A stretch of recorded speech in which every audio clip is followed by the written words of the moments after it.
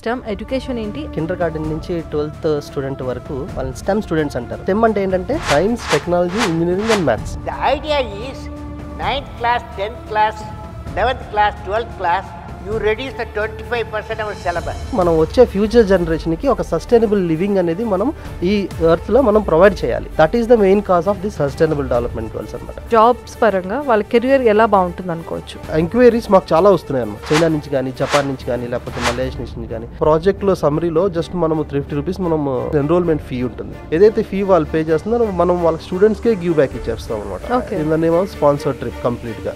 ఇంకా వాళ్ళు 1 రూపీ కూడా ఏం పెట్టుకోగలరు. 1 వీక్ టోటల్ సింగపూర్ ట్రిప్ ఉంటుంది. Hi viewers, welcome to Suman TV. Technology మారుతున్న కొద్దీ, ట్రెండింగ్ మారుతున్న కొద్దీ మన ఎడ్యుకేషన్లో కూడా సబ్జెక్ట్స్ కూడా మారాలి అని అనుకుంటాం.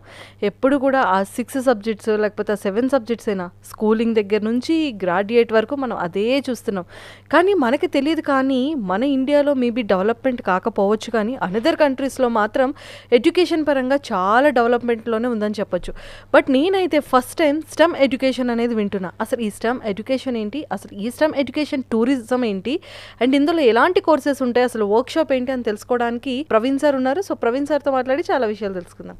Hello sir. హలో అండి. అసలు ఫస్ట్ ఈ స్టెమ్ ఎడ్యుకేషన్కి బిఫోర్గా ముందు మీ గురించి చెప్పండి, అండ్ మీ కంపెనీ ఆర్గనైజింగ్ గురించి చెప్పండి. సో మేదంటే స్టెమ్ ఇంటర్నేషనల్ ఆర్గనైజేషన్ అండి. When we are in Singapore, me and my friends we started this organisation and we understood one thing in Singapore. Basically kinder నుంచి 12th స్టూడెంట్ వరకు వాళ్ళని STEM students అంటారు. అప్పుడే నాకు కూడా బేసికల్లీ ఫస్ట్ టైం తెలిసింది ఒక 10 years బ్యాక్. అప్పుడు ఏంటంటే మనకి ఈ STEM ఎడ్యుకేషన్ అంటే ఏంటి, ఎందుకు ఇలా స్టూడెంట్స్ బయట కంట్రీస్ నుంచి వస్తున్నారు అంటే, మన కంట్రీ కాదు, జపాన్ నుంచి, లేకపోతే చైనా నుంచి, మలేషియా నుంచి ఇంటర్న్షిప్ ప్రోగ్రామ్స్కి 1 day 2 day ఆర్ 1 week ప్రోగ్రామ్స్కి STEM ఎడ్యుకేషన్కి అక్కడ సైన్స్ సెంటర్స్ ఉంటాయి. ఈ సైన్స్ సెంటర్స్ అలాగే యూనివర్సిటీస్తో కొలాబరేట్ అయ్యి వీళ్ళు ఈ STEM tours, basically educational tours అంటారు వీటిని, ఇవి ఆర్గనైజ్ చేస్తున్నారు. Then we understood what is this అని చెప్పేసి ఎడ్యుకేషన్ అని. Then we got to know what is STEM. Okay. So actually STEM అంటే ఏంటంటే science, technology, engineering and maths.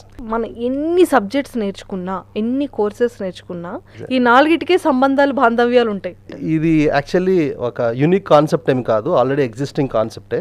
So world వైడ్గా ఏంటంటే డెవలప్డ్ కంట్రీస్కి, డెవలపింగ్ కంట్రీస్కి కొంచెం డిఫరెన్స్ ఉంటుంది. డెవలప్డ్ కంట్రీస్లో స్టూడెంట్స్ని అంటిల్ 12th క్లాస్ వరకు STEM స్టూడెంట్స్ అంటారు. నేను చెప్పాను కదా, ఆ సైన్స్, టెక్నాలజీ, ఇంజనీరింగ్ అని. దీని గురించి కంప్లీట్గా మీకు ఒక చిన్న 2 minutes వీడియో చూస్తే మీకు ఒక ఐడియా వచ్చేస్తుంది. ఆ వీడియో మీరు ఇప్పుడు ప్లే చేయండి. What is STEM? It's the acronym for Science, Technology, Engineering, and Mathematics, the disciplines that are vital for a thriving economy and a safe and healthy society. In kindergarten through 12th grade in the United States, most STEM teaching and learning focuses on science or mathematics. Comparatively little attention has been paid to the T, the products and systems that meet human needs, and E, the creative process used to design these things. And, for the most part, the 4 subjects have been taught in isolation. But new reform efforts, like the Next Generation Science Standards, are placing more emphasis on the connections between and among the STEM disciplines. To understand how this trend might affect teaching and learning in the future, we need to take a closer look at integrated STEM education, not just the individual subjects that make up the acronym. After all, in the real world, science relies on technology, mathematics, and engineering. And engineering depends on findings from science, the application of mathematics, and the use of technological tools. Imagine if K through 12 students were taught in ways that highlighted these connections. Would they learn more and more deeply? Might they see STEM disciplines as more relevant to their lives? Could it lead more of them to pursue STEM courses and careers? The answers to these questions depend in part on how integrated STEM education is implemented in schools and in out-of-school settings. Research suggests that implementation has to balance learning in the individual STEM subjects with more connected ways of learning. In addition, because it can be hard for students to make these connections themselves, teachers will need to make the connections explicit. Inside the classroom, some teachers may use instructional approaches like problem-based learning or engineering design, which are special kinds of problem solving, to introduce integrated STEM education to their students. Outside the classroom, students are being exposed to STEM connections in museums and science centers through after-school experiences like some TV shows and STEM-focused robotics competitions, and in internships. ఇప్పుడు వీడియోలో చూసినట్టు మనకి traditional education system ఉంది basically ఇండియాలో. Traditional education సిస్టంలో ఎలా ఉంటుంది అంటే సైన్స్ని, సోషల్ని, ఫిజిక్స్ని, కెమిస్ట్రీని సపరేట్ క్లాస్ రూమ్స్లో మనకి టీచ్ చేస్తారు. మ్యాథ్స్ కూడా సపరేట్ క్లాస్ రూమ్స్లో, లేదంటే సపరేట్ ఏదో ఒక ఈ పీరియడ్లో మనకి మ్యాథ్స్, ఈ పీరియడ్లో మనకి సైన్స్, ఈ పీరియడ్లో మనకి టెక్నాలజీ అని టీచ్ చేస్తారు. బట్ కాకపోతే ఇక్కడ మనకి ఏంటంటే సైన్స్, టెక్నాలజీ, ఇంజనీరింగ్ ఎంత రిలేటెడ్ అనేది మీరు ఈ వీడియో చూసారు కాబట్టి మీకు బాగా అర్థమవుతుంది. సో అదే ఎడ్యుకేషన్ సిస్టమ్ని ఆల్రెడీ మన డెవలప్డ్ కంట్రీస్లో ఇంప్లిమెంట్ చేస్తున్నారు. అండ్ మనకి ఇక్కడ కూడా ఇంప్లిమెంట్ చేసి దాని నుంచి మనం ఏంటంటే ఫ్యూచర్ జనరేషన్కి మనం ఒక స్టెప్ వేస్తున్నాం అనమాట. ఫ్యూచర్ జనరేషన్కి మనం ఈ స్టెమ్ ఎడ్యుకేషన్ని ఇండియాకి బేసికల్లీ తీసుకురావడం కోసం we are working for this cause అనమాట. ఎక్సలెంట్ సార్, నాకైతే చాలా బాగా నచ్చింది. ఎందుకంటే అన్నెసెసరీగా ఆల్ సబ్జెక్ట్స్ నేర్చుకొని యూస్ఫుల్ లేకుండా, ప్లేస్మెంట్స్లో ఆ సబ్జెక్ట్స్ యూజ్ లేకుండా ఉండే కన్నా ప్రాపర్గా యూజ్ అయ్యే ఈ ప్రాపర్ 4 సబ్జెక్ట్స్లో చేసుకుంటే నిజంగానే మన కెరియర్ అనేది పక్కా సెటిల్ అయిపోతుంది. సార్, ఈ స్టెమ్ ఎడ్యుకేషన్ స్టడీస్ అనేది ఎన్ని ఇయర్స్ ఉంటుంది, ఎంత డ్యూరేషన్ ఉంటుంది? కిండర్ గార్డెన్ నుంచి పోస్ట్ డాక్ వరకు, అంటే పిహెచ్డి, పోస్ట్ డాక్ వరకు ఈ 4 subjects basically related and it's life long related. So basically మా ఆర్గనైజేషన్ ఏంటంటే, so when we started with our friends, మాకేం అర్థమైందంటే, సో మనకి యునెస్కో అనే ఒక ఆర్గనైజేషన్ ఉంది. మనకి యునెస్కో గురించి అందరికీ తెలుసు. యునెస్కో వాళ్ళు ఏం చేశారంటే, వాళ్ళు ఆల్ యునైటెడ్ నేషన్స్ అందరు కలిసి సస్టైనబుల్ డెవలప్మెంట్ గోల్స్ అనేది ఒకటి ఫామ్ చేశారు. సో మనం ప్రెజెంట్లో మనం ఉన్న అన్ని మనం ప్రాపర్గా వాడుకొని మనం వచ్చే ఫ్యూచర్ జనరేషన్కి ఒక సస్టైనబుల్ లివింగ్ అనేది మనం ఈ ఎర్త్లో మనం ప్రొవైడ్ చేయాలి. That is the main cause of this sustainable development goals అనమాట. ఈ సస్టైనబుల్ డెవలప్మెంట్ గోల్స్లో చాలా 17 గోల్స్ అనేది వరల్డ్ వైడ్గా ఫామ్ చేశారు. అది ఎవరిని దృష్టిలో పెట్టుకొని ఫామ్ చేశారంటే developed countries, under developed countries, developing countries. Like ఇప్పుడు మనకి దాంట్లో నో పవర్టీ, ఎడ్యుకేషన్, అలాగే శానిటేషన్ అండ్ వాటర్, అలాగే ఇట్లా చాలా ఉంటాయి. ఒక 17 ఉంటాయి. ఆ 17లో ఫర్ ఎగ్జాంపుల్గా నేను ఒక 2 పాయింట్స్ చెప్తాను. మాలాంటి ఆర్గనైజేషన్స్ ఏంటంటే, ఆఫ్రికాలో ఒక ఆర్గనైజేషన్ వర్క్ చేస్తుంది. దేని గురించి వర్క్ చేస్తుంది? Water and sanitation. అంటే వాళ్ళకి లేనిది ఏంటిది? వాటర్ ఉండదు బేసికలీ ఆఫ్రికాలో. వాటర్ అండ్ శానిటేషన్ మీద వర్క్ చేస్తారు. అలాగే కొన్ని ఇంకా ఆఫ్రికన్ కంట్రీస్లో మనకి ఏంటంటే ఎడ్యుకేషన్ కూడా సరిగ్గా ఉండదు. ఆ ఎడ్యుకేషన్ వర్క్ చేస్తారు. ఇలా వన్ ఆఫ్ ద SDGs గోల్లో నెంబర్ 4 వచ్చి క్వాలిటీ ఆఫ్ ఎడ్యుకేషన్. అంటే సౌత్ ఏషియన్ కంట్రీస్లో మనకేంటంటే ఎడ్యుకేషన్ ఉంది, వీఆర్ ఎడ్యుకేటెడ్, మంచిగా అందరూ ఎడ్యుకేటెడే, బట్ స్టిల్ కాకపోతే ఏంటంటే క్వాలిటీ ఆఫ్ ఎడ్యుకేషన్ లేదు. మనకేంటంటే ఈ కోరిలేషన్ లేదు. బేసికల్లీ ఈ స్టెమ్లో science, technology, engineering, maths subjects అన్నీ రిలేటెడ్గా ఉండి ప్రాక్టికల్ నాలెడ్జ్ మీద మనం ఎప్పుడు స్టూడెంట్స్ని మనం నేర్పించట్లేదు. ఎప్పుడు మనం దేని మీద ఫోర్స్ చేస్తాం? థియరటికల్ నాలెడ్జ్ మీద ఫోర్స్ చేస్తాం. కరికులం గురించి కానీ లేకపోతే ఈ ICSE సిలబస్ గురించి కామెంట్ చేయట్లేదు. But we wanted to take this as a skill development programming కింద కూడా వస్తుంది అనమాట. The idea is 9th class, 10th class, 11th class, 12th class, you reduce the 25% of syllabus. You reduce the 25% of regular syllabus and then introduce professional courses, skill training. So when the student comes out of the school, high school, he comes with 2 certificates. One is that he is qualified 10+2. Another certificate, he has got a skill certificate. Imagine. Okay, he is employable. Same thing for colleges. There also he studies 4 years graduation. I am saying you reduce 1 year, make it 3-year course. 1 year give them expertise. So you will come with a degree and the diploma of expertise. Okay. ఈ 4 subjects మీద depend అయి ఉంటుంది ప్రతి ఒక్క student career కూడా. Exactly. Already develop అయిన కంట్రీస్లో ఏదైతే ఈ స్టెమ్ ఎడ్యుకేషన్ ఉందో అదే మన ఇండియాలో కూడా ఉంటే ప్రతి ఒక్క స్టూడెంట్ కెరియర్ చాలా బ్యూటిఫుల్ ఉంటుంది. సో నేను మీకు ఒకటి చెప్తాను ఇక్కడ. సో ఈ స్టెమ్ ఎడ్యుకేషన్లో స్టెమ్ టూర్స్ అంటారు బేసికల్లీ. స్టెమ్ టూర్స్ అనేది ఏంటి అంటే, నేను మీకు ఒక ఎగ్జాంపుల్ చెప్తాను అండ్ ఈ కంపేర్ చేసి మీకు చెప్తాను, అప్పుడు మీకు క్లియర్గా అర్థమవుతుంది. కిండర్ గార్డెన్ టు 12th స్టూడెంట్స్ని స్టెమ్ స్టూడెంట్స్ అంటాం. ఈ స్టెమ్ స్టూడెంట్స్లో డెవలప్డ్ కంట్రీస్లో మనకి ఎలా ఉంటుందంటే 8th class 9th class 11th 12th students వాళ్ళకి సబ్జెక్ట్లో సిలబస్లో ఇంక్లూడ్ అయి ఉంటుంది. అంటే ఏంటంటే వీళ్ళు ఈ స్కూల్స్ అనేది వేరే ఆర్గనైజేషన్స్తో టైఅప్ అయ్యి like social awareness organization like organizations like us, STEM international organization like us, మాతో టైఅప్ అయ్యి ఏంటంటే వాళ్ళ స్టూడెంట్స్ని 8th క్లాస్ నుంచే 8th class 9th class 10th class నుంచి స్టెమ్ టూర్కి అంటే ఒక 10 days టూర్కి పంపిస్తారు. అంటే యూఎస్ వాళ్ళు యూకే వెళ్తారు, యూకే స్టూడెంట్స్ యూఎస్ వెళ్తారు, లేకపోతే ఆఫ్రికా వచ్చి కొంచెం సోషల్ అవేర్నెస్ వర్కింగ్ అంటే ఆ క్రాస్ కల్చర్ లెర్నింగ్ అనేది వాళ్ళకి నేర్పిస్తారు బేసికల్లీ. ఇప్పుడు మన ఇండియా ఉందనుకోండి, మరి ఎక్కడికి వెళ్తారు? సో దాని గురించే మేము వర్క్ చేస్తున్నాం అనమాట. ఇక్కడి నుంచి ఏంటంటే అట్లీస్ట్ మనం developed countries like Singapore, Dubai ఇట్లాంటి తీసుకెళ్ళి వాళ్ళకి క్రాస్ కల్చర్ లెర్నింగ్ అనేది నేర్పించాలని. ఎందుకంటే ఈ మన యూఎస్లో ఈ స్టెమ్ టూర్స్ వల్ల వాళ్ళు తిరిగి వచ్చి దాంట్లో ఆ కరికులంలో రిపోర్ట్ సబ్మిట్ చేయాలి.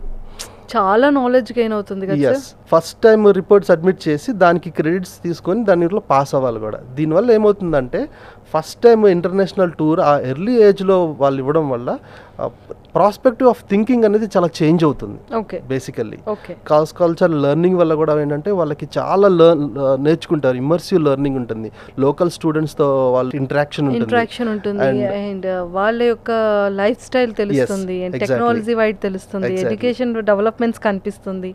అంతే. అంటే మనం ఏదైనా ఒక కొత్త నలుగురు పీపుల్తో మనం కనెక్ట్ అయ్యేటప్పుడు చాలా వరకు వే ఆఫ్ థాట్స్ కానివ్వచ్చు, థింకింగ్ ప్రాసెస్ కానీ చాలా మనకి అర్థం అవుతూ ఉంటుంది. సో టెక్నికల్ వైజ్ కూడా మనం అలా నేర్చుకోవచ్చు అంటారు. ఎగ్జాక్ట్లీ సార్, ఇది చాలా ఇది first step to learn actually at the very early age అనమాట.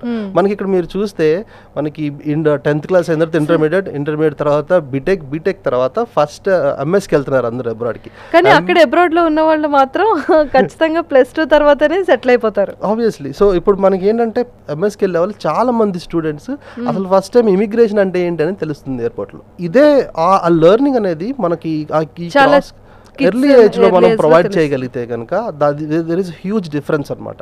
సో దీంట్లో ఏంటంటే మేము స్పెషల్గా స్టెమ్ ఎంగేజ్మెంట్ ప్రోగ్రామ్స్ అని ఉంటాయి.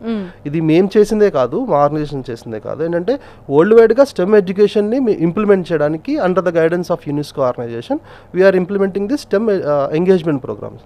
NASA has a STEM engagement programs. మనకి చాలా ప్రోగ్రామ్స్ ఉంటాయి అట్ ఎర్లీ ఏజ్లో 9th 10th గ్రేడ్ స్టూడెంట్స్కి. మనకి ఎట్లాంటి ప్రోగ్రామ్స్ ఉంటాయి అంటే డేటా సైన్స్ మీద, లేకపోతే మెటావర్స్ మీద. బేసిక్ ఇవన్నీ ఆఫ్టర్ బీటెక్ తర్వాత బీటెక్ లో నేర్చుకునేవి. Yes, exactly. సో ఇప్పుడు మనం 8th 9th 10th స్టాండర్డ్ నుంచి ఇవన్నీ నేర్చుకుంటాం. ఎగ్జాక్ట్లీ. బాబాయ్, ట్రెండే అనుకుంటే టెక్నాలజీ కూడా ఎంత ఫాస్ట్గా చేంజ్ అయిపోతుంది సార్. సో అదే డిఫరెన్స్ మనకి బయట కంట్రీస్కి మనకి ఉన్న డిఫరెన్స్ అదే. ఆ ఎర్లీ ఏజ్లోనే ఐఎమ్ నాట్ సేయింగ్ వాళ్ళకి ఎలా అంటే కంప్లీట్గా ఆ కోర్స్ మొత్తం నేర్పించేస్తారనే కాదు, బట్ అట్లీస్ట్ వాళ్ళకి ఆ ఇంట్రెస్ట్ దేంట్లో ఉన్నది, సైన్స్లో ఉందా, టెక్నాలజీలో ఉందా అంటే కెమిస్ట్రీ వర్క్షాప్స్ ఉంటాయి, internship programs 1 month internship programs ఉంటాయి. ఇప్పుడు నాసా వాళ్ళైతే అబ్జర్వేటివ్ నాసా ఆస్ట్రానమీ మీద ప్రోగ్రామ్స్ ఉంటాయి. అది 9th 8th 10th గ్రేడ్ వాళ్ళకే ఉంటాయి అనమాట. సో వాళ్ళకి ఏంటంటే జస్ట్ ఆ టేస్ట్ అనేది చూపిస్తారు. స్టూడెంట్ ఏంటంటే సైన్స్లో ఇంట్రెస్ట్ ఉందా, వాడికి నాకు టెక్నాలజీలో ఇంట్రెస్ట్ ఉందా, మ్యాథమెటిక్స్లో ఉందా, అలాగే అనేది వాడిని ఎర్లీ ఏజ్లో ఫైండ్ అవుట్ చేసుకుంటాడు. దానివల్ల కెరియర్ ఆ పాత్లో వాడు వెళ్ళడానికి అవకాశం దొరుకుతుంది.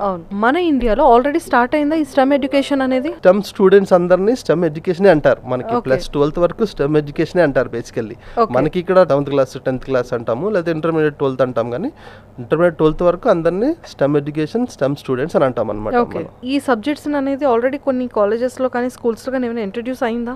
సబ్జెక్ట్స్ యాక్చువల్లీ సేమ్ సబ్జెక్ట్స్ ఉంటాయి, బట్ కాకపోతే ఏంటంటే సపరేట్గా టీచ్ చేయడం వల్ల ఏంటంటే వాళ్ళకి రిలేషన్ అర్థం కాదు. సైన్స్ రిలేటెడ్ టు టెక్నాలజీ ఉంటుంది. మీకు స్టార్టింగ్లో వచ్చిన వీడియోలో మీకు ఆల్రెడీ ఐడియా వచ్చి ఉంటుంది. టెక్నాలజీ ఎంత science is related technology, technology related engineering related mathematics. Exactly. So ఇట్లా సపరేట్గానే కాకుండా మనం ఈ కోరిలేషన్ అనేది మనం టీచర్స్ అనేది టీచ్ చేయాలి. దాన్నే పిడగాజికల్ అప్రోచ్ అంటారు అనమాట.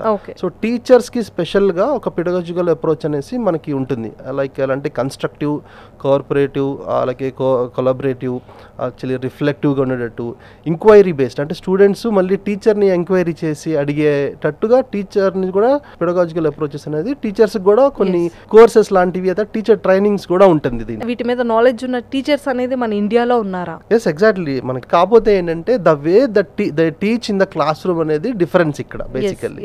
క్లాస్ రూమ్లో వాళ్ళు కన్స్ట్రక్టివ్గా ఎక్స్ప్లెయిన్ చేస్తున్నారా, లేకపోతే మనం స్టూడెంట్కి ఎక్స్ప్లెయిన్ చేసిన తర్వాత స్టూడెంట్ మళ్ళీ తిరిగి క్వశ్చన్ అడగగలుగుతున్నాడా లేదా, లేదా టెన్షన్ పడి అసలు అడగకుండా అసలు రిలేట్ చేయగలుగుతున్నాడా లేదా. ఈ మ్యాథమెటిక్స్కి, ఇంజనీరింగ్కి, ఇప్పుడు మెడిసిన్లో కూడా సైన్స్ కావాలి, మ్యాథమెటిక్స్ కూడా కావాలి. సో ఇట్లా రిలేట్ చేయగలుగుతున్నాడా లేదా అనేది ఆ ఎర్లీ స్టేజ్లో మనం స్కూల్ లెవెల్లోనే ఇంప్లిమెంట్ చేయగలుగుతున్నారా లేదా అనేది మనం ఇక్కడ వాళ్ళకి బేసిక్గా స్టెమ్ ఎడ్యుకేషన్లో మనం నేర్పిస్తాం అనమాట. అండ్ ఇంకా ఇందులో ఎలాంటి సెక్టర్స్ ఉంటాయండి సార్? జాబ్స్ పరంగా వాళ్ళ కెరియర్ ఎలా బాగుంటుంది అనుకోవచ్చు? 12th స్టూడెంట్ వరకు మేమేంటంటే ఈ స్టెమ్ ఎంగేజ్మెంట్ ప్రోగ్రామ్స్ అనేది ఆర్గనైజ్ చేస్తాం మా ఆర్గనైజేషన్ తరఫు నుంచి. వర్క్ షాప్స్ ఉంటాయా సార్? యాక్చువల్గా ఏంటంటే ఈ వర్క్ షాప్స్ వాళ్ళు అటెండ్ అవుతారు ఇంటర్నేషనల్ టూర్స్లో. ఓకే. సో ఇప్పుడు మేము యాక్చువల్లీ ఇండియాలో మీకు ఒక ఎగ్జాంపుల్ చెప్తాను. మేము సింగపూర్లో ఉన్నప్పుడు కూడా ఏంటంటే మనకి స్టూడెంట్స్ వస్తున్నారు, సెకండరీ స్టూడెంట్స్ వీళ్ళందరూ ఎక్కడి నుంచి, చైనా నుంచి వస్తారు. సెకండరీ స్టూడెంట్స్ అంటే సెకండరీ గ్రేడ్ స్టూడెంట్స్ అంటారు.